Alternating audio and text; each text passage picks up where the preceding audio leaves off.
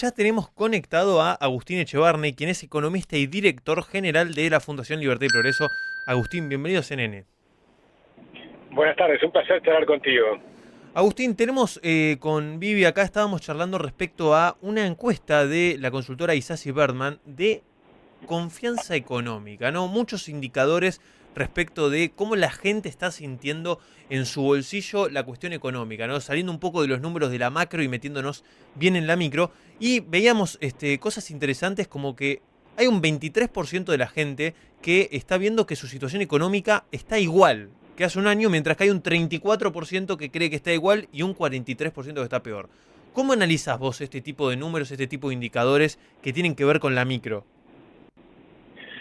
Bueno, creo que debe ser bastante real, ¿no? Eso que están sintiendo esas personas, porque la Argentina está en una situación todavía muy compleja. Recordemos que venimos creo que son 8 o 9 décadas de decadencia. Una Argentina que antes no tenía pobreza y llegó a una pobreza muy alta de 57%, según la UCA, en el primer trimestre del año pasado. Desde entonces hay una recuperación, pero no es igual para todos los sectores. Por ejemplo, el sector privado mejoró mejor que los salarios del sector público. La idea que tiene el gobierno es que los salarios del sector público, que antes muchas veces estaban arriba de los del sector privado, tienen que quedar debajo del sector privado. Esto es algo que hicieron, por ejemplo, en Singapur. Lo hicieron durante 3 décadas. ¿Y por qué? Porque está totalmente sobredimensionado el sector público y se necesita desarrollar el sector privado. Y luego tenés un tema de sectores. Hay sectores que están mucho mejor, Claro. como el petrolero, como la energía, como, digamos, y la minería va a haber un boom, pero que va a tardar como 3 años en desarrollarse. Y tenés otros sectores más rezagados, como la construcción, que está todavía muy complicada. Claro, y hay un tema, ¿no? Respecto también a esta encuesta que estábamos viendo, y es que por ahí la gente, aún a día de hoy, está empezando a notar un cambio en personal en su bolsillo, pero sí tienen todos una proyección de que esto va a estar mucho mejor durante el 2025.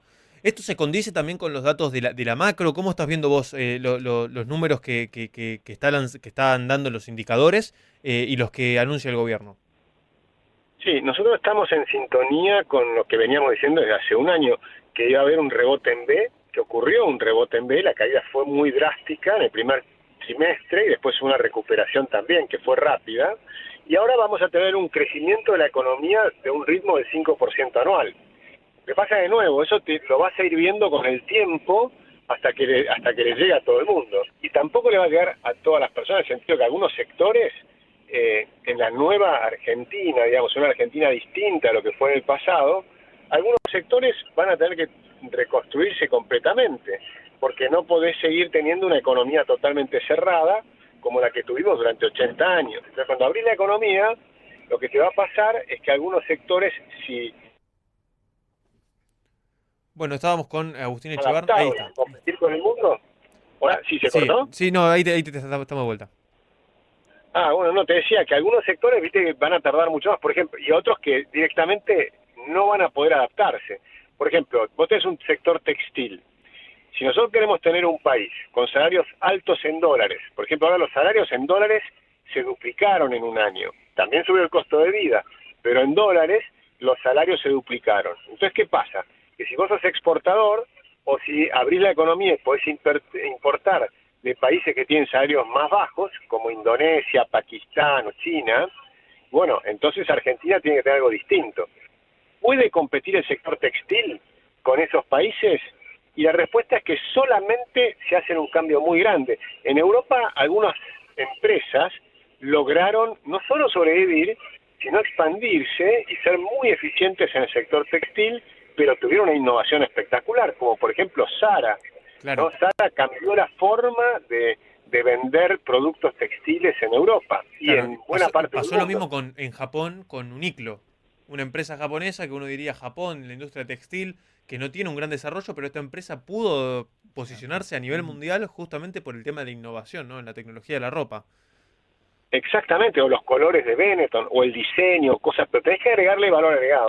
Si querés producir blue jeans, como se producían los jeans, viste, hace 30 años atrás, sin ningún tipo de cambio, y no tenés ni la escala de China, ni tampoco tenés los salarios chinos o pakistaníes, bueno, entonces no vas a poder competir. Esos sectores van a desaparecer y van a generarse muchas empresas nuevas de chicos que van a empezar a hacer cosas que además no sabemos cuáles van a ser, porque la economía está evolucionando a un ritmo espectacular.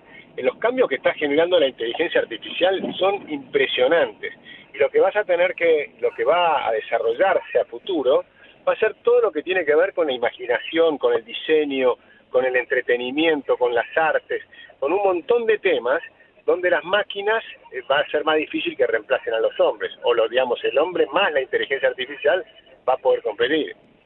Claro, Agustín, te tengo otro tema para que quiero que nos comentes un poco y tiene que ver con que este fin de semana comienza esta cuestión de poder mostrar los precios en dólares, ¿puede ser? Claro, ahora eso no va a generar un cambio demasiado grande, digamos, va a ser interesante porque la gente va a poder empezar a tener una percepción de que los precios ya no se mueven, que los precios van a estar mucho más tranquilos que en el pasado. La Argentina va a tener una moneda fuerte, porque una de las cosas que hay que comprender, hay economistas, colegas míos, que creen que el dólar está atrasado y que va a haber una gran devaluación en algún momento. Pero eso no va a ocurrir, porque eso ocurría cuando vos tenías déficit fiscal. Claro. El déficit fiscal te acumulaba problemas, te aumentaba la deuda hasta que ya no la podías pagar. Cuando ya no la podías pagar y típicamente venía un aumento de tasas de interés en Estados Unidos, la gente se asustaba y empezaba a salir corriendo. Y por eso tenías esas grandes devaluaciones. Pero eso no creo que vaya a ocurrir.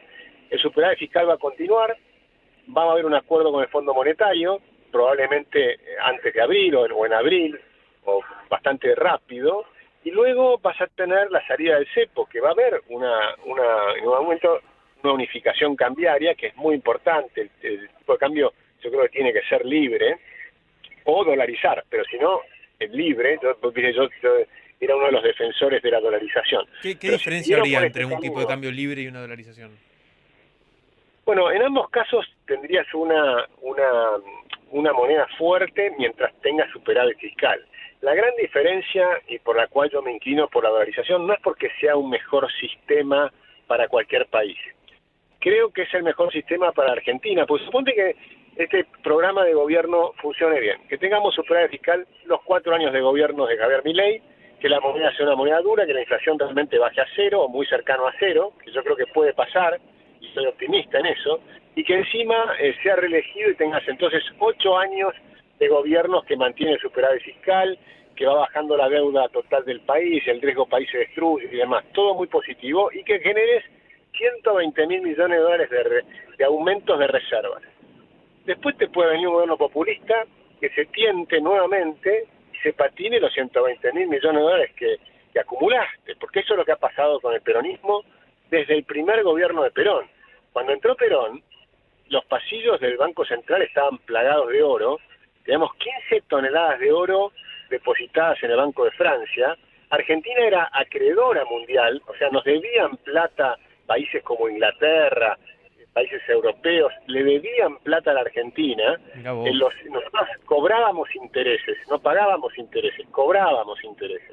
Y eso lo decía el propio Perón. Lo pueden escuchar o leer en los discursos de Perón del año 1946. Y Perón se patinó todo y destruyó la moneda y empezó la inflación y dejó un banco central quebrado. Y cada vez que vino el peronismo hizo lo mismo. Siempre se patinan lo acumulado, siempre dejan el país quebrado, lo han hecho siempre, permanentemente, salvo, hay que reconocerlo, el primer gobierno de Menem. No el segundo, pero el primer gobierno de Menem hizo un enorme esfuerzo cuando hizo los programas de privatizaciones, trató de encauzar el país, hizo un montón de reformas. Pero después cambió la Constitución para ser reelegido y volvió a las andadas. Y lo echó a caballo y empezaron a volver a despilfarrar, gastar, y las provincias se empezaron a endeudar y terminó todo muy mal, como sabemos, después cuando vino de la Rúa, ¿no? Totalmente. Y te quiero preguntar respecto a privatizaciones, tema que mencionás. Actualmente se está encarando una iniciativa de privatizaciones de distinta índole, ¿no? Primero confirmando sociedades anónimas a las sociedades del Estado para posteriormente poder vender la parte accionaria que corresponde al Estado Nacional. ¿Cómo ves ese proceso de privatizaciones? ¿Crees que viene acelerado? ¿Crees que todavía viene medio lento? ¿Cómo lo analizás? Te diría que veo como dos temas. Una parte positiva es que por primera vez dieron ganancias las empresas del Estado. Y eso fue por la amenaza a cerrarlas. Por ejemplo, Aerolíneas Argentinas perdió plata durante 17 años mientras la administraba la Cámpora, sus amigos y qué sé yo. Cuando vino Macri, trataron de hacer trataron de mejorar un poco, pero tampoco llegaron a tener ganancias.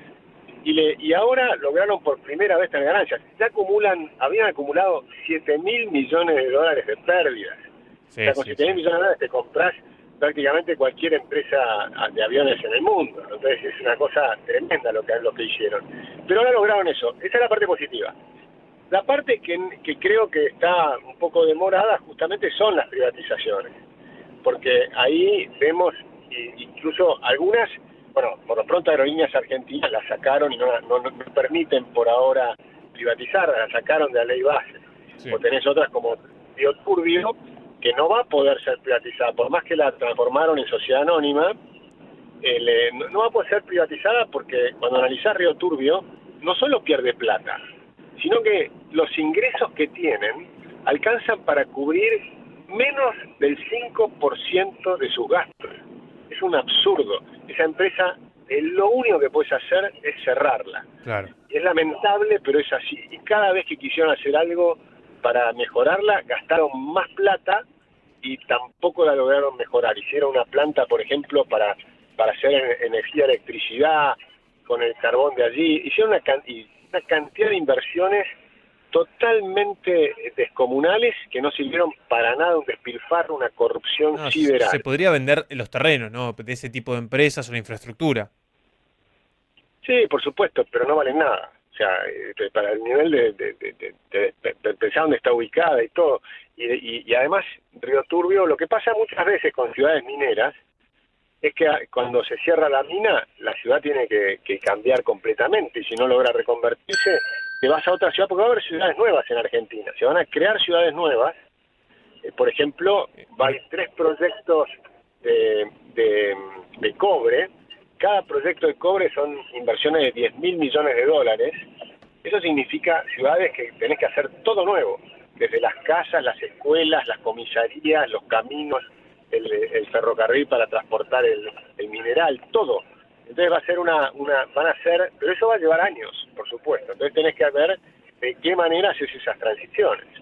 Claro, entiendo. Y respecto a la privatización del Banco Nación, que por ahí fue una de las más polémicas porque además la justicia la frenó.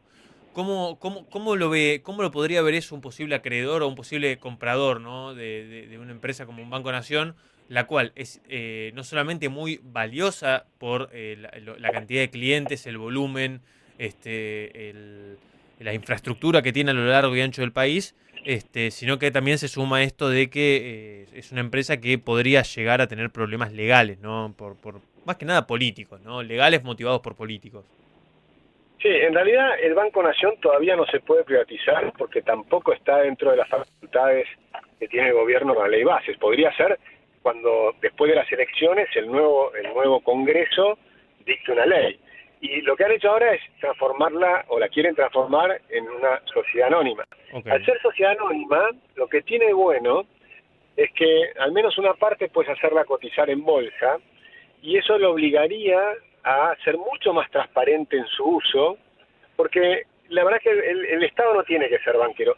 Ya Nicolás, lo que decía el padre de nuestra Constitución era Juan Bautista Alberdi. Sí. Y lo que él decía con respecto a los bancos públicos, decía, lo único bueno que podés hacer con un banco público es cerrarlo. Mira, qué textual. ¿Por qué? Sí, pero hay que entender por qué, me gustaría, ¿Por qué? Porque el banquero estatal no presta la plata suya, presta la plata de nosotros. ¿Se entiende? La nuestra. Sí. O sea, prestan guita con la nuestra. Entonces no le importa si gana o pierde plata el banco. Lo que le importa es que le da plata a sus amigos. Claro. Entonces nunca puede ser eficiente un banco estatal. El riesgo de corrupción es inmenso. Casi que te diría que es obvio que va a haber corrupción en cualquier tipo de banco estatal porque hay amiguismo. Y por supuesto, prestaban, durante todo el gobierno anterior, prestaban a tasas de interés, pero muy por debajo de la inflación. Les regalaban plata a los ricos, pero de una manera descomunal. A mí me gustaría que algún día publiquen todos los créditos que dio el Banco Central los últimos 10 años. ¿A qué tasas y cuál era la inflación? Porque si a vos te dan una tasa de interés que es, por ejemplo, del 30% cuando la inflación es del 60%, te están regalando plata. Y si después te prestaban al 60% cuando la inflación fue 211%, te están regalando plata.